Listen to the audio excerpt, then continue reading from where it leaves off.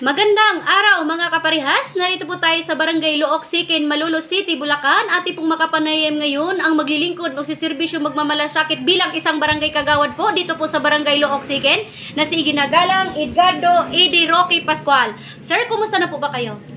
Okay naman po, nasa magandang kalagayan naman po sa po ng aking mga pamilya ay okay naman po. Sir, marami pong nagtatanong, sino daw po ba si Sir Edi Pascual? Si Edi Pascual po ay taal na Tigalok Second, dito sinilang hanggang sa ngayon po ay nandito pa rin. Bilang mamamayan po ng Luok Second ay patuloy po akong lalaban upang ang mga gusto kong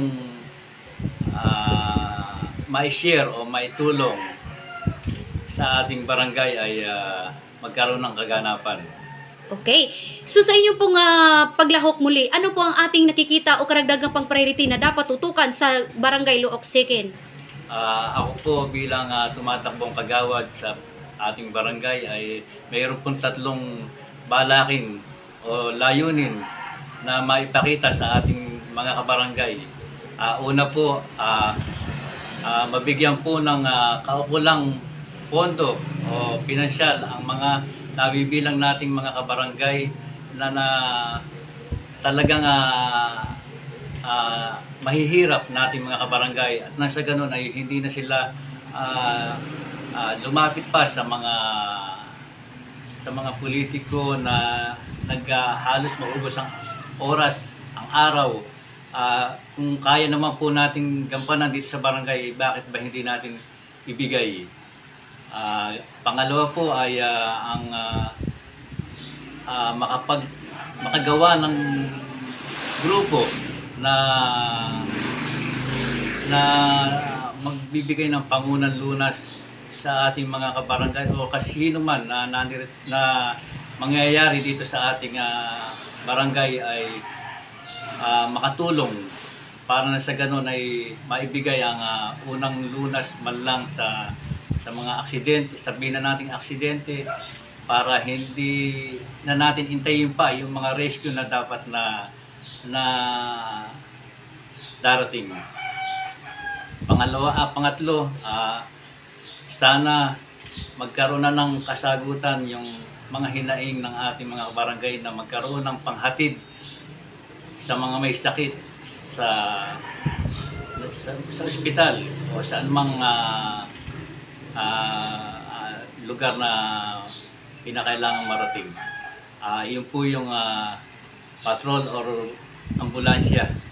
Sana po sa simpleng pamamaraan po na gusto ko magkaroon po ng kasagutan.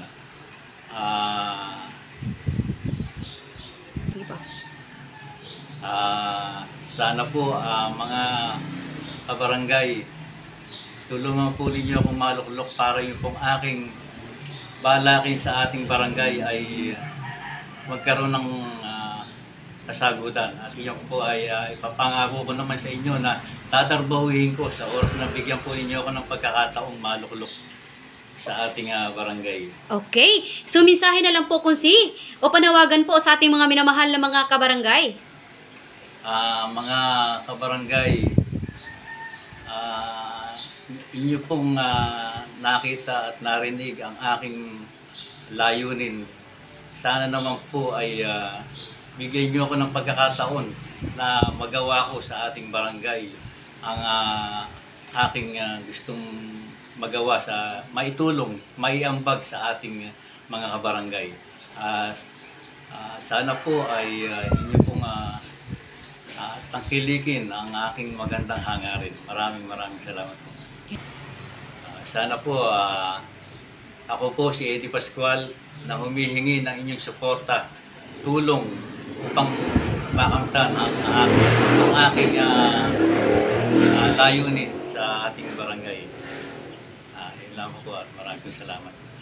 Yeah, okay. Yan po ang mensahe ng ating nangangarap o gusto magserbisyo bilang ating barangay kagawad dito po sa Barangay Looc Siken, Malolos City, Bulacan, na si ginagalang Edgardo Edi Roque Pascual. Magandang araw po mga kaparihas mula po dito sa Barangay Looc Siken. Lay Castro po ng Pares News. Ingat-ingat po kayo sir and your family. God bless us all.